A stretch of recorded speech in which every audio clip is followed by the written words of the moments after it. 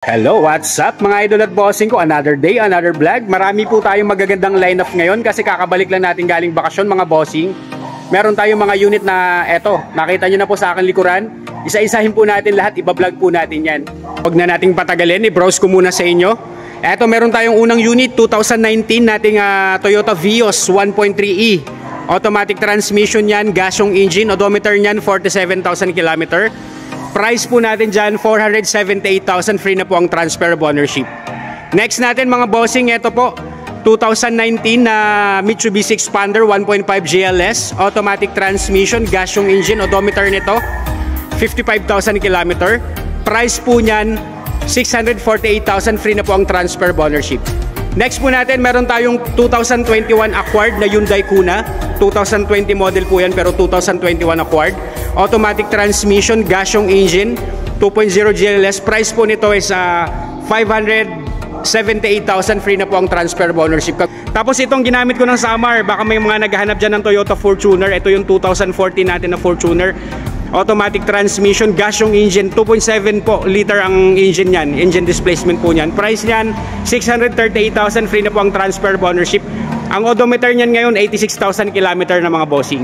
Ito po, loaded na po ito. Ito po ang ating 2013 Mitsubishi Montero Sport 2.5 GTB 4x4. Sa mga naghahanap dyan ng 4x4 po, ito ang ating Mitsubishi Montero Sport. Automatic transmission, diesel yung engine, odometer nito 79,000 km. Price po nito 658,000, kasama na po ang transfer of ownership. Mga makakapal po pong mga gulong, mamaya isa-isahin po natin. Brinaus ko lang po para makita nyo agad yung mga presyo natin available. Ayan, sipatin nyo pong mabuti. Simulan natin dito sa Toyota Vios mga bossing. Let's go. Alright, eto na po ang ating Toyota Vios. Eto, bagong bapping lang po yan. Nakita nyo naman ang kintab nyan mga bossing. Nakita nyo po outside appearance yan, all stock, all original po yan. Bagong bapping lang yan pero makinis po ang outside appearance yan. Mga gulong neto mga bossing, nasa 85% trade life pa po. Ganon din po sa likod. Kung ano po yung kapal sa harap, ganon din po sa likod.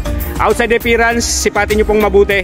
Maganda po dito, sporty look na to. Meron na tong aftermarket, meron na po itong rear spoiler. Sa mga naghahanap dyan ng Toyota Vios, sa mga naghahanap dyan ng first car nila, pwede to.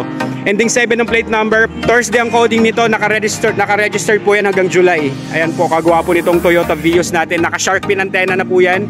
Maayos ang mga tint yan, wala pong mga galos. Ayan po ang ating 2019 na Toyota Vios mga bossing. Meron na rin po siyang rain gutter. Ayan, may Vios na siya na rain gutter. Sipatin po natin ang loob. Mabilis ang browse.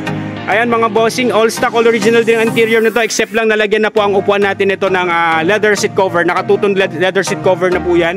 Pero kahit alisin po natin yung cover na to, maayos pa pang mga upuan yan.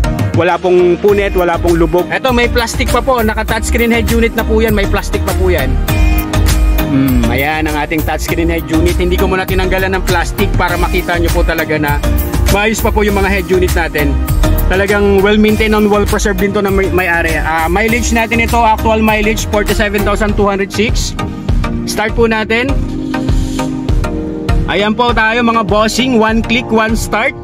Transmission nito, smooth and responsive ang transmission nito mga bossing. Ayan po ang ating transmission. Goods na goods po ito sa mga naghahanap dyan ng Toyota Vios. Sidings, ceiling, malinis po yan. Ayan, sipatin nyo pong mabuti. Aircon, open po natin ang aircon. Ayan, goods po ang aircon natin mga bossing. Ito po yung steering wheel natin. Wala po siya na to, stock pa po yan. Basing-basi po yan sa tinakbo natin. Wala po siya ng mga back o faded dyan. All goods pa po ito. Kung naghahanap ka ng Toyota Vios, sa mga naghahanap dyan ng sedan nating mga kababayang OFW, ayan, shoutout po sa inyong lahat dyan. Ito na po ang ating Toyota Vios 2019 model po ito. Pwede po nating alisin, nire-request nyo lang po kasi talaga ako pagka once na may mga leather seat cover, may mga cover, inaalis ko yan. Ito hindi ko lang po inalis kasi sayang, maganda pa po tingnan ng cover. Pero kahit alisin nyo po yan, wala pong punit. 100% not flooded unit, 100% no accident history po yan. Mga mating po yan, naka-stock Vios pa po yan. Second row, check nyo rin po second row na ito. Second row po natin, ganun din po. Mga upuan natin, naka-leather seat cover din, naka-stock din po yung mating. Pero pwede po natin, kagaya ng sinabi ko sa inyo, pag ayaw nyo po ng cover, pwede nyo pong alisin. All goods po lahat ng upuan yan mga bossing. Siding, ceiling, yan po, sipatin nyo pong mabuti. Price po nito is 478,000, free na po ang transfer of ownership. Yung mga ilaw nyan, maayos, tail light, pati headlight po, maayos po yan. Wala pong mga bahid po ng mga paninilaw. Goods na goods po talaga yan mga bossing. Ayan po, eto po yung ating trunk space po. Nakita nyo naman po, naka-deep dish matting na po ang trunk space natin ito. Ayan po, ang gulong natin ito yan, bago pa po yung gulong, hindi pa po nagagamit. Ayan yung gulong natin, bago pa po yan, naka-Yokohama po, stock yan, may mga guhit pa po yan. Ayan, nakita nyo po ang ating reserbang gulong mga bossing. Kung gaano po kaganda itong Vios natin. All goods po ito, all goods. Sa mga naghahanap dyan ng Toyota Vios, best buy unit pa po ito. Sinasama ko na po yung transfer para hindi na po kayo mahirapan sa pagpaprocess ng papel. Wala naman pong gutter marks sa mga mugs neto. Nakastock po yan na 15 inches. Mugs natin, maayos po yan, wala pong gutter marks. Ayan mga bossing, check nyo po engine bay nito under the hood. Naka 1.3 liter gasoline engine that produces 98 horsepower and 123 Newton meter of torque. Ayan po. Wala po itong oil leakage, wala po itong overheat history mga bossing. Ayos din po ang cooling system nito. Wala rin po yung mga bula-bula. Dipstick natin, no talsek, no usok, no blow-by po yan.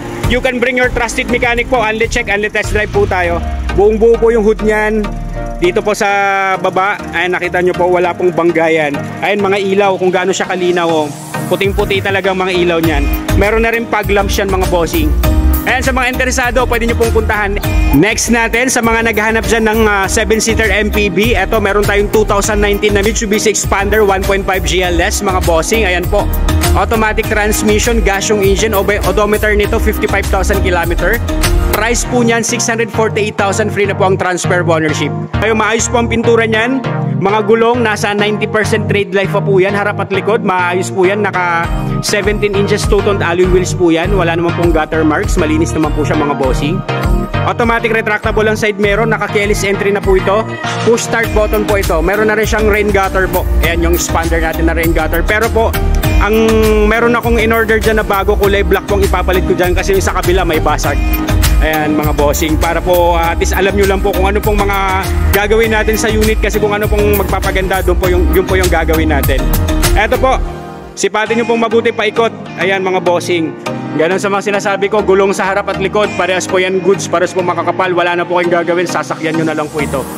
Ending 4 ang plate number po nito, naka-registered to hanggang April 2026 po mga bossing.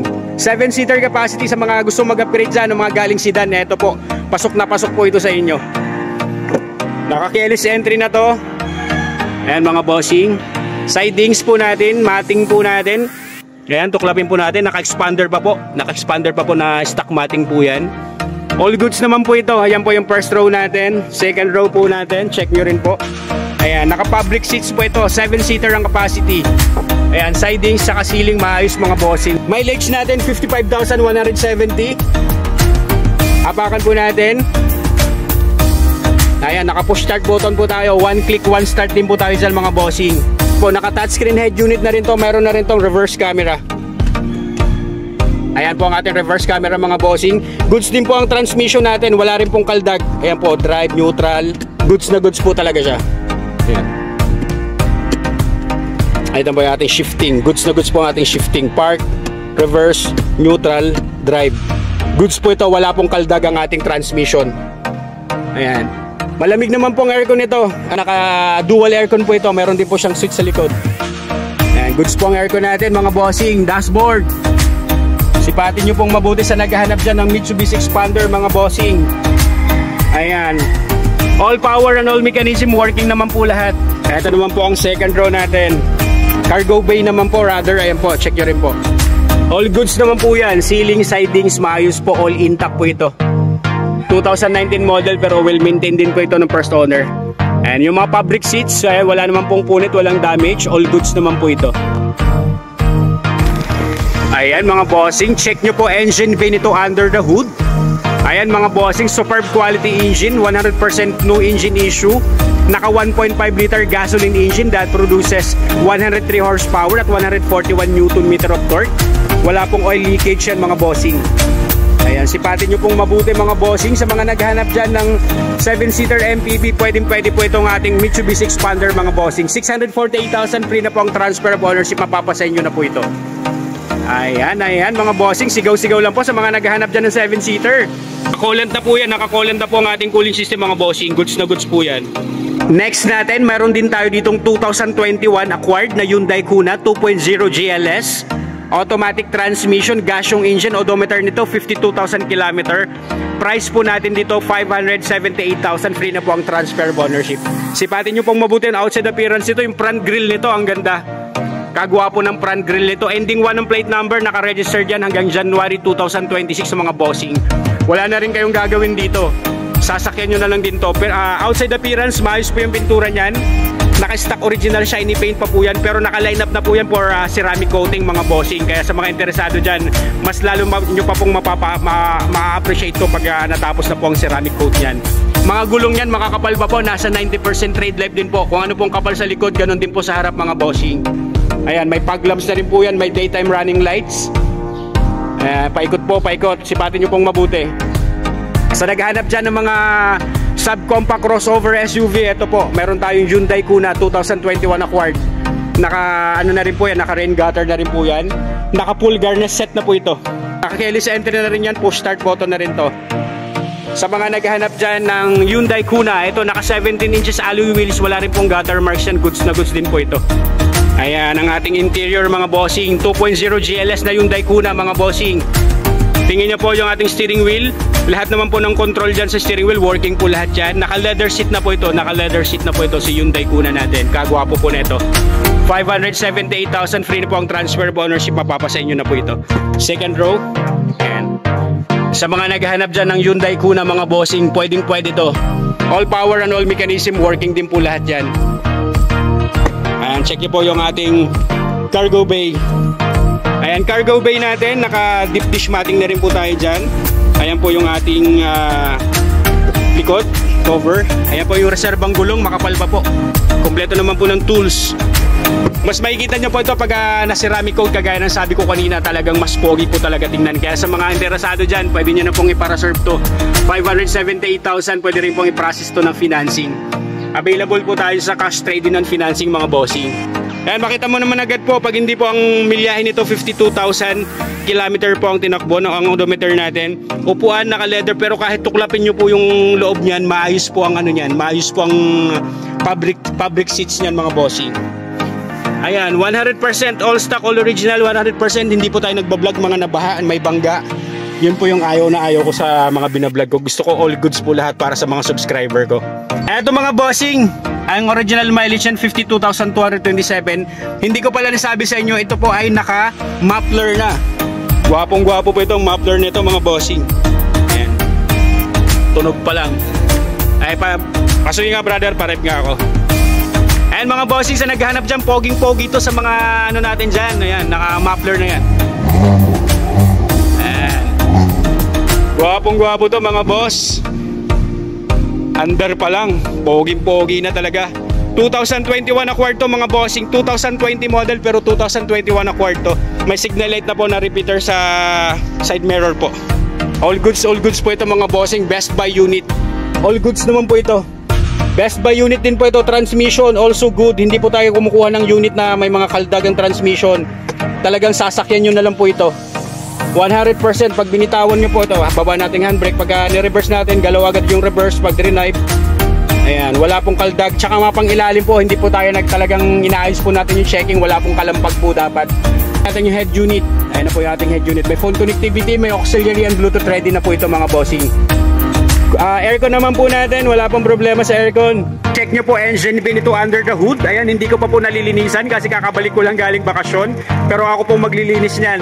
Pero masisigurado ko naman po kahit wala pong ano yan, ito pong engine natin, wala po itong mga oil leakage, wala po itong mga overheat history.